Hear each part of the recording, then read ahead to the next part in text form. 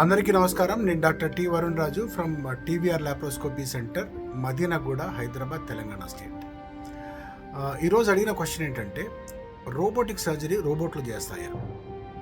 The answer is no.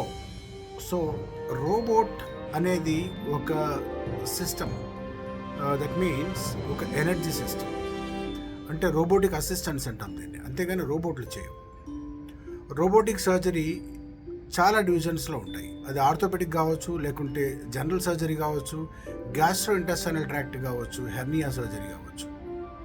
So ఈ robotic సిస్టంలో ఎట్లా ఉంటుందంటే, కన్సోల్ ఉంటుంది. అంటే ఒక సర్జన్ అదే ఆపరేషన్ థియేటర్లో కూర్చుంటాడు అండ్ ఆ కన్సోల్లో చూస్తూ, అంటే వీడియో గేమ్ లాగా చూస్తూ ఉంటాడు. ఆ 3 డైమెన్షనల్ విజన్ కానివ్వండి, ఆ హై డెఫినేషన్ విజన్ కానివ్వండి, తన కళ్ళకి క్లియర్గా కనిపిస్తుంది. తర్వాత రోబోటిక్ ఆర్మ్స్ అని ఉంటాయి. అవి డాకింగ్ అంటాం. అంటే ఆ ఆర్మ్స్ని పేషెంట్ పొట్ట మీద ఈ లాప్రోస్కోపిక్ ఇన్స్ట్రుమెంట్స్ లాగానే చిన్న చిన్న హోల్స్ పెట్టి ఈ రోబోటిక్ ఆర్మ్స్ని దాన్ని తగిలిస్తారు.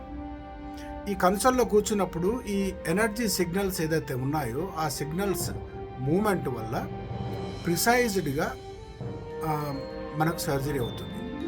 ఈ సర్జన్ ఎలా ఫీల్ అవుతాడంటే, పేషెంట్ పొట్టలోకి తనే వెళ్ళి ఆ ఆర్గాన్స్ని మ్యానిపులేషన్ చేసి చాలా ప్రిసైజ్డ్గా ఆపరేషన్ చేసినట్టుగా ఫీల్ అవుతాడు.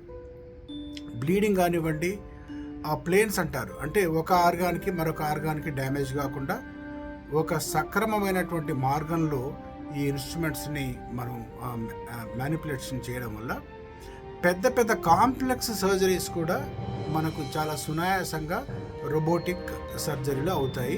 ఎందుకంటే రోబోటిక్ ఇన్స్ట్రుమెంట్స్ అనేవి ఇలా మనకు రెస్ట్ మూమెంట్స్ ఎలా ఇలా ఉన్నాయో ఆ విధంగా అది పేషెంట్స్ అబ్డామిన్లో కూడా, పొట్టలో కూడా ఆ విధంగా అవి తిరుగుతాయి. డెక్స్ట్రిటీ అంటాం దీన్ని.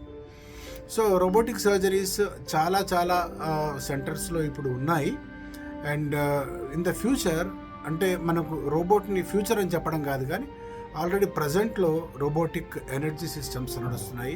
ది సిగ్నలింగ్ సిస్టమ్ అనేది చాలా చాలా రెవల్యూషన్ పద్ధతిలో ఇప్పుడు మనకు ఆపరేషన్స్, సేమ్ పాత ఆపరేషన్సే, ఓపెన్ పోయింది, లాప్రోస్కోపీ పోయింది, ఇప్పుడు రోబోటిక్ నడుస్తూ ఉంది.